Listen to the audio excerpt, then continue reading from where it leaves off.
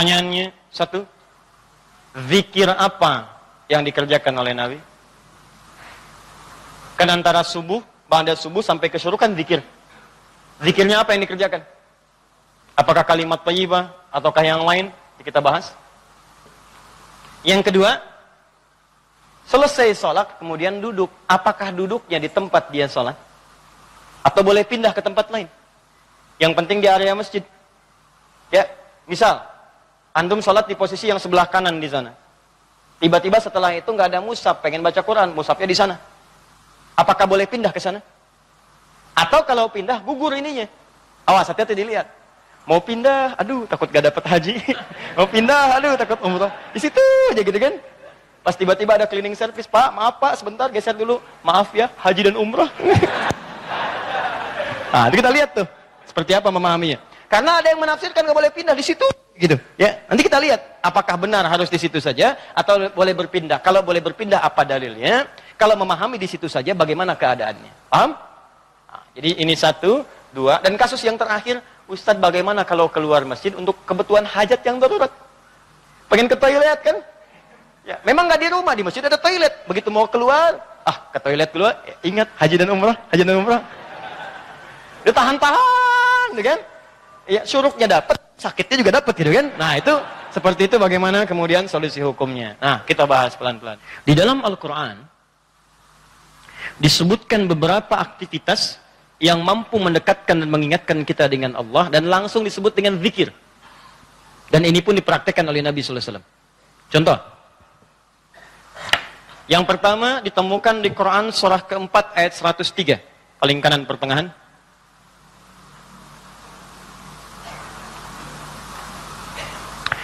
فَإِذَا قَضَيْتُمُ الصَّلَاةَ فَاذْكُرُوا اللَّهَ قِيَامًا وَقُعُودًا وَعَلَى جُنُوبِكُمْ. Maka jika Anda telah tuntas mengerjakan salat, maka segeralah berzikir kepada Allah Subhanahu wa taala. Di amalan sunnah pasca salat berzikir, zikir dulu. Bisa Anda kerjakan kalau buru-buru ya sambil berdiri, berjalan. Ini waktu umum ya. Misalnya ini Anda sudah sholat zuhur nih, harus ke kantor, ya dikejar-kejar langsung berangkat lagi. Tapi kan Anda buru-buru keluar pun kan tidak mengganggu Anda untuk mengucapkan kalimat-kalimat zikir. Misalnya apa? Nabi mengamalkan pasca sholat hadis riwayat Muslim, nomor hadis 571. Hadis riwayat Muslim, nomor hadis 571. Setiap selesai sholat Nabi mengatakan, perhatikan kalimatnya, Astaghfirullah, Astaghfirullah, Astaghfirullah. Allahumma antas salam, minkas salam, tabarakta ya dzal jalali wal ikram. Apa Anda nggak bisa sambil keluar mengucapkan astagfirullah, astagfirullah, astagfirullah? Di kata Al-Quran, sesibuk apapun Anda, begitu selesai sholat apa nggak bisa sambil jalan astagfirullah, astagfirullah, astagfirullah. Daripada Anda keluar membicarakan sesuatu yang tidak penting. Bahkan nggak berkata apa-apa, jalan aja. Mendingan pakai zikir kan? Astagfirullah, astagfirullah, astagfirullah. Allahumma antas salam, minkas salam, tabarakta ya dzal jalali wal ikram. Hadis Muslim, nomor hadis 573. La ilaha illallah wahdahu la syarika lahul mulku wa lahul hamdu wa huwa ala kulli syai'in qadir. Ya, kalau Anda misalnya nggak terlampau sibuk, silahkan sambil duduk. Nah, konteks tadi setelah selesai menunaikan salat subuh, antum pengen berzikir dulu, maka jenis zikir yang pertama adalah mengucapkan kalimat-kalimat thayyibah. Kalimat thayyibah.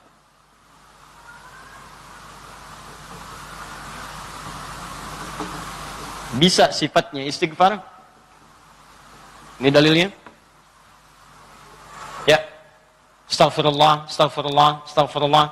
Ini yang paling singkat. Mau yang agak panjang, Astaghfirullahaladzim, alladzi la ilaha illa huwal hayyul qayyum wa natubu ilaihi. Silakan. Ya, kalau mau yang paling singkat, astaghfirullah, astaghfirullah, astaghfirullah. Sambungkan Allahumma antas salam, minkas salam, tabarakta ya dzal jalali wal ikram. Tambah lagi dengan kalimat-kalimat tauhid.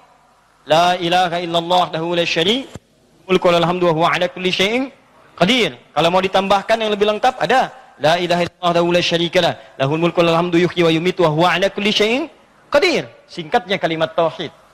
Nah, ini masuk dalam kategori kalimat thayyibah. Ini. Dalilnya yang ini. Hadis Muslim wal hadis 573. Diboleh selesai menunaikan salat subuh, salam ke kanan dan ke kiri, antum mulai berzikir dengan kalimat thayyibah. Astaghfirullahaladzim, astaghfirullahaladzim. Atau kalau mau singkat astagfirullah, astagfirullah, astagfirullah. Kan? Baik, teman-teman, ingat baik-baik ya.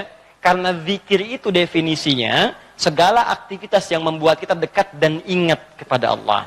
Jadi ketika mengucapkan kalimat ini bukan sekedar diucapkan di lisan. Kalau cuma diucapkan jangankan antum. Anak-anak antum yang 5 tahun, 4 tahun belum balik pun bisa.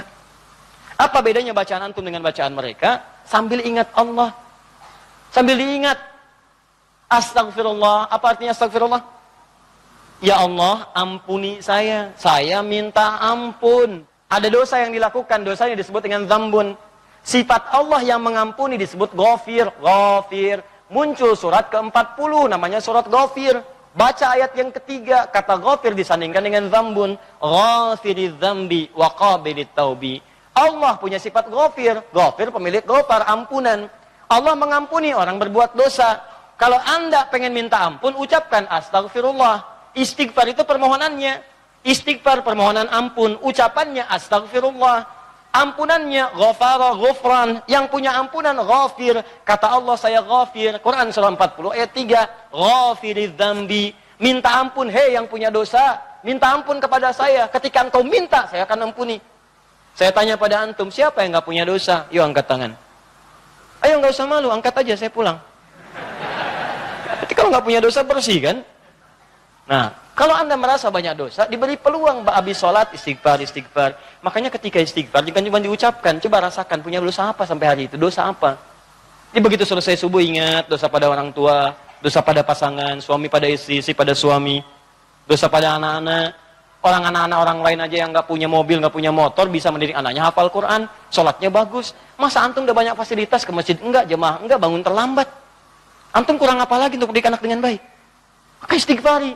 Jangan-jangan anak itu nggak soleh bukan karena dia nggak mampu, karena antum nggak bimbing. Makanya antum akan ditanya tuh, jangan dikira mudah punya titipan anak. Jangan dikira mudah, antum akan ditanya. Kenapa ini nggak sholat? Nanti akan ada terjadi di hari kiamat, ini sahih riwayatnya, akan terjadi di hari kiamat. Nanti ada orang tua hampir ke surga, anaknya mau ke neraka, dan dia menyatakan keberatan di hadapan Allah. Begitu menyatakan keberatan, ternyata dosanya dosa orang tua. Anak itu tuh nggak menyembah Allah dengan baik karena dosa orang tuanya. Maka tertukarlah anaknya ke surga, orang tuanya ke neraka. Hati-hati. Dan ada juga yang terbalik. Orang tua ke neraka, anaknya mau ke surga. Orang tua menyatakan keberatan kepada Allah. Dan nanti kejadiannya sangat luar biasa. Nanti lain waktu kita akan bahas. Cukuplah ada banyak keterangan dalam Al-Quran. Ada yang bapaknya Nabi, Rasul bahkan, punya anaknya ada yang suami, istrinya nggak taat. Ada yang istrinya solihah, suaminya nggak. Seperti Asia dengan Fir'aun. Ada yang suaminya bagus, istrinya nggak. Banyak seperti Lut dengan istrinya. Ada yang bapak, anak dengan istri nggak taat. Seperti Nuh. Itu bukan dongeng, itu kisah disampaikan supaya kita bisa hati-hati. Seakan-akan Allah mengatakan begini, cukup aja orang-orang masa lalu begini. Kalian jangan begitu. Saya buka kisah seperti ini supaya keluarga kalian selamat. Makanya istighfarin. Istighfar, sambil istighfar, lumayan tuh begitu istighfar, dosa diampuni. Belajar nangis lah kalau istighfar tuh belajar nangis. Gak bisa nangis. Gak bisa nangis, besoknya nangis. Gak bisa nangis juga, tangisi diri Anda yang belum bisa menangis. Bismillah. Ingat mungkin saat itu diwafatkan oleh Allah. Ingat. Bagaimana kalau saat itu wafat, anak Anda belum baik, istri Anda belum baik, dan Anda akan dihisab dalam keadaan sesuatu yang belum sempurna dalam kehidupan. Ya. Kemudian juga zikir bisa jadi juga bacaan Al-Quran.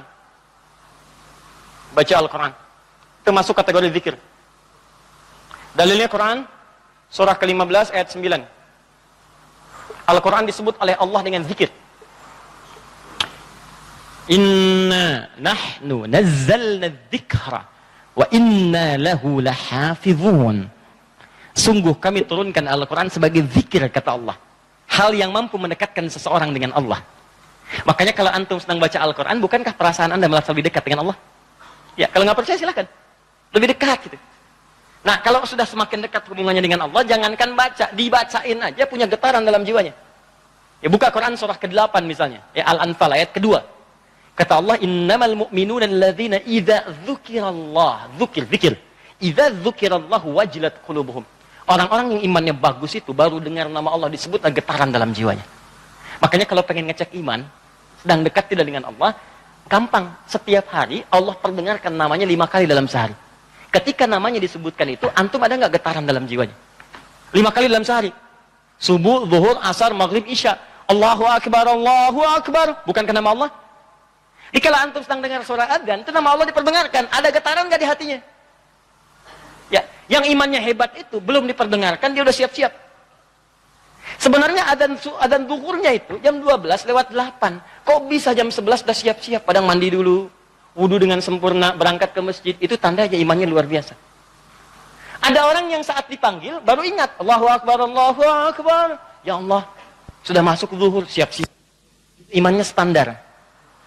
Standar. Itu yang biasa. Begitu dipanggil, ingat. Ada orang yang sama, Allahu Akbar, Allahu Akbar. Ya Allah, sudah adzan, baru adzan, belum qomat. Itu iman bermasalah. Imannya lemah bermasalah. Karena itu, hubungan yang dekat dengan Allah, langsung ingat Allah disebut dengan zikir. Karena itu kata Allah, saya turun Al-Quran. Di antara fungsinya untuk zikir. Jadi kalau anda ba'da salat subuh, misalnya, sudah astagfirullah, astagfirullah, astagfirullah, istighfar, syuruk belum muncul. Ambil mushaf. Ya, baca. Saya pengennya istighfar aja Ustaz. Astagfirullah, syuruknya kalau belum tiba juga. Astagfirullah, belum syuruk juga. Ada astagfirullah. Ya. Iya. Ambil mushaf, baca. Pahala lebih banyak. Setiap hurufnya 10 kebaikan. Ya, 10 kebaikan. Ramadan nanti tambah jadi 100. Setiap hurufnya 100. Makanya saya sarankan dari sekarang bikin kurikulum. Nanti bulan depan saat masuk Sya'ban, saya akan terangkan kurikulum Nabi saat di bulan Ramadan. Nanti yang bisa dikerjakan saat Ramadan apa saja. Kelemahan orang Islam sekarang, begitu masuk Ramadan, dia tidak punya rencana kegiatan Ramadan. Akhirnya ketika masuk Ramadan, itu asal saja yang mau baca-baca. Ya tidak, mau taraweh-taraweh, mau enggak-enggak. Awal-awal Ramadan semangat semua, penuh. Lihat pertengahan, kemajuan, maju sapnya, maju, hilang. Teruskan. 3. Kalau Ustadz saya tuh misalnya mushaf nggak ada, boleh nggak saya misalnya dari hafalan? Boleh. Karena menghafal Quran itu bagian dari zikir. Bahkan keutamaan menghafal Quran itu 4 kali lebih mulia, lebih utama dibandingkan sekadar baca. Itu ditemukan di Quran surah ke-54. Quran surah ke-54, 4 kali, ayat 17, ayat 22, ayat 32, dan ayat ke-40. 17, 22, 32, dan 40. Yang ini menghafal. Atau mengulang hafalan. Misal, Nabi begitu selesai salat, sudah berzikir, kalimat thayyibah, maka beliau biasa membaca, teman-teman, itu 4 surah utama. Pertama, yang surah kedua Al-Baqarah ayat 255, dikenal dengan ayat kursi. Allahu la ilaha illa huwal hayyul qayyum, la ta'khudhuhu sinatun wa la naum. Seterusnya sampai selesai. Setelah itu membaca Al-Ikhlas, qul huwallahu ahad. Setelah itu membaca Al-Falaq, qul a'udzu birabbil falaq. Setelah itu membaca An-Nas, qul a'udzu birabbin nas. Kalau anda ingin memilih seperti bacaan Nabi, boleh. 4 ini dibaca. Ayat kursi, Al-Ikhlas, Al-Falaq, An-Nas. Kalau anda ingin mengulang-ulang hafalan anda, juz amma misalnya boleh. Baca misalnya, amma yatasaalun an-naba. Atau saya mulai dari ad-duha, boleh. Wad-duha, wal-laili idza saja. Terus baca.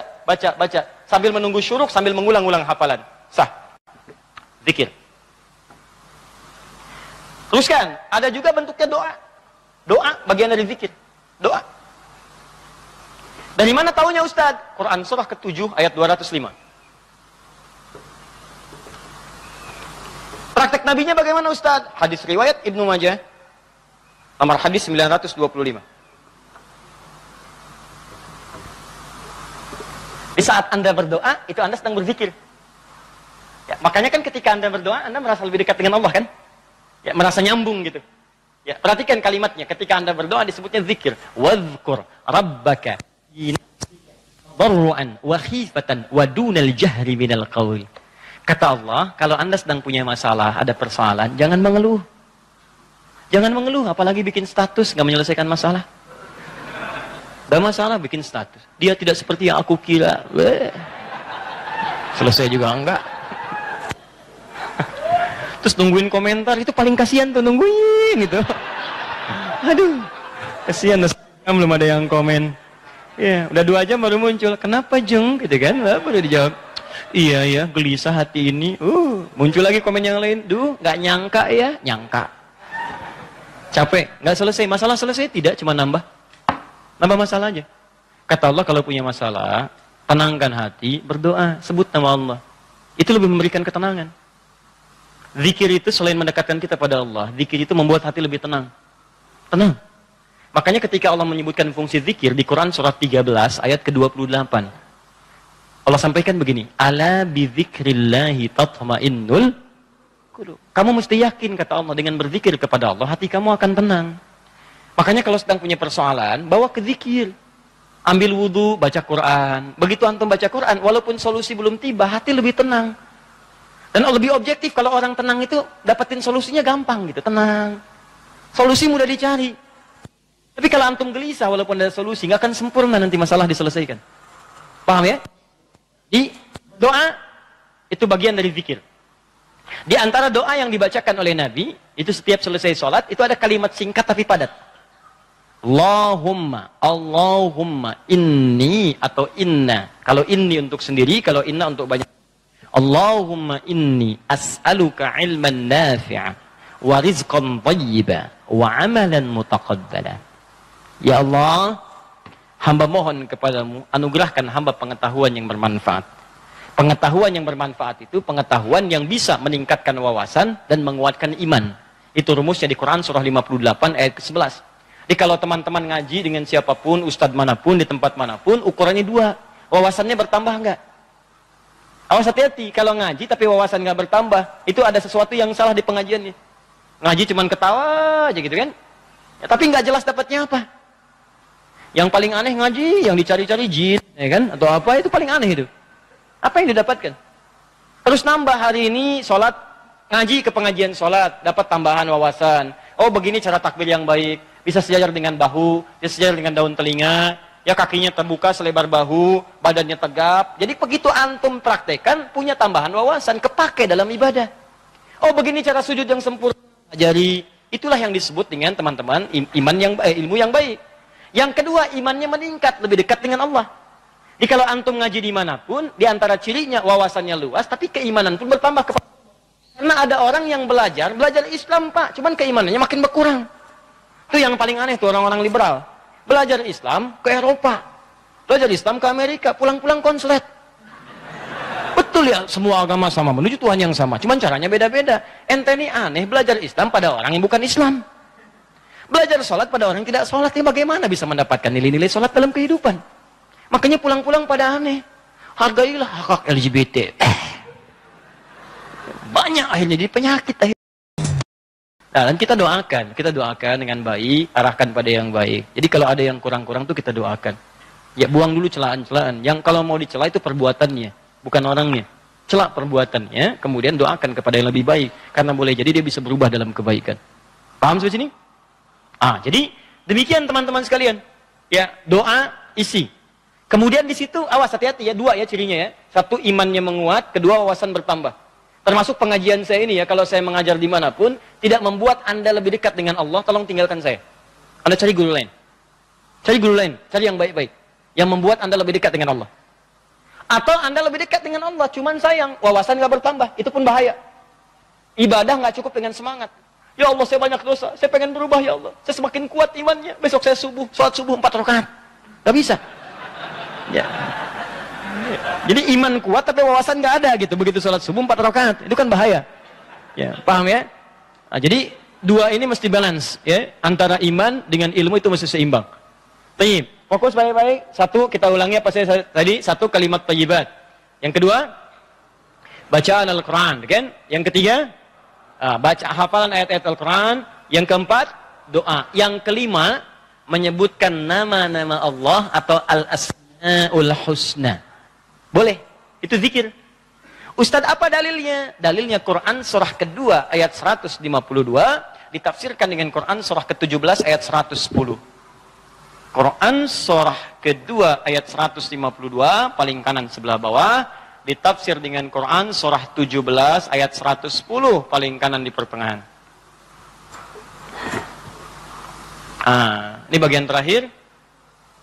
Quran surah kedua ayat 152, Allah minta, fadhkuruni, kata Allah, zikir, sebut aku, sebut aku, sebut aku. Sebut nama Allah. Orang-orang yang sering menyebut Allah, maka akan disebut-sebut namanya oleh Allah. Indah ya. Antum aja nama disebut-sebut di TV, senangnya luar biasa kan? Wah, Pak Asep adalah jamaah subuh yang sangat luar biasa. Datang ke Masjid Nurul Bahri, jam 3 sudah di masjid, masuk tayangan Anda.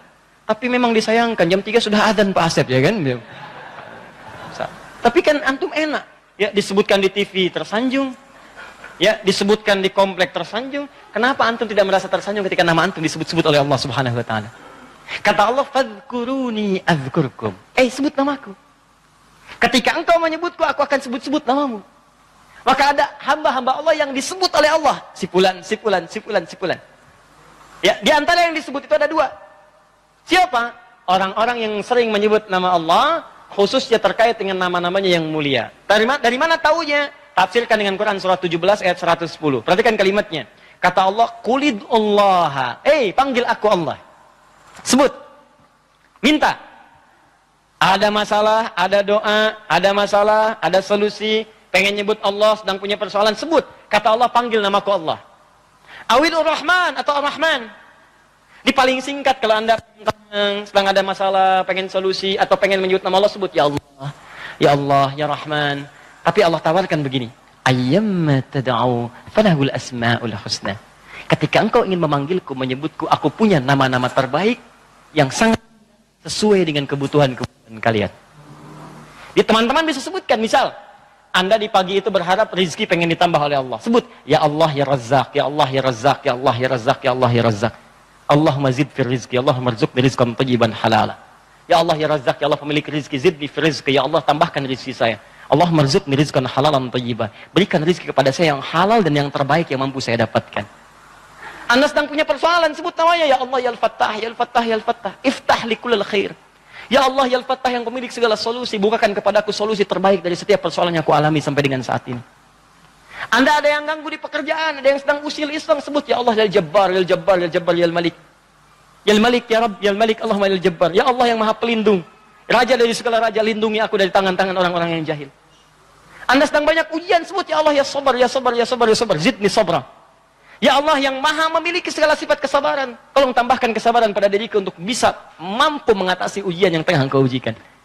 Anda yang sedang mau ujian, Ya Allah, Allahumma Ya Alim, Ya Alim, Ya Alim, Ya Alim. Alimni Ya Allah ma jahiltu, wanfa'ni bima ta'allamtu, wa najihni fi imtihani Ya Allah bima radit. Ya Allah yang Alim, yang Maha pemilik ilmu, tambahkan ilmu kepadaku. Ajarkan apa yang belum aku ketahui, berikan manfaat pada apa yang telah aku pelajari, dan luluskan aku dalam ujian yang akan aku alami. Indah, minta, minta, minta. Kata Allah, udhkurni, fadhkuruni, adzkurkum. Sebut saya, aku sebut kamu. Engkau panggil namaku dengan nama terbaikku, aku berikan kemuliaan sesuai dengan apa yang kau butuhkan. Cukup Pak, 5 ini kerjakan habis subuh, selesai. Astaghfirullah, astaghfirullah, astaghfirullah. Allahumma antas salam. Habis itu baca Quran. Baca Quran diulang. Ya, ayat kursi, ayat kursi, ayat kursi, Al-Ikhlas, Al-Falaq, An-Nas. Habis itu kemudian antum berdoa, habis doa sebut nama Allah. Begitu lihat jam 8. Pip bunyi, waktu syuruk muncul, gitu kan? Kan sekarang ada zaman digital kan? Zaman digital. Ya, ngitungnya gampang kok, biasanya itu kalau dari subuh teman-teman dari waktunya itu 1 jam, 1 jam setengah itu udah masuk syuruk. 1 jam lah. 1 jam. Jadi kalau sekarang kurang lebih jam 5 misalnya, yaitu 1 jam kemudian, terus 1 jam lewat 10-15 menit sudah masuk ke syuruk. Ya, jadi begitu sudah masuk syuruk, ya antum tunaikan salat 2 rakaat. Ada yang nunggu dulu 5 menit supaya lebih aman misalnya, silakan. Enggak ada masalah. Tunggu 5 menit selesai, tunaikan salat 2 rakaat. Begitu salat sujud lamain. Ya Allah, dekatkan aku kepadamu. Ya Allah, jadikan aku terhubung dengan ridhamu. Ya Allah, berikan aku kemuliaan-kemuliaan. Sekalipun belum haji, berikan pahala haji dan umrah kepadaku. Masya Allah. Ya, begitu antum selesai, salam dapat senilai haji dan umrah. Luar biasa. Begitu dapat, keluar masjid meninggal dunia. Luar biasa. Pahala surga lah seperti itu.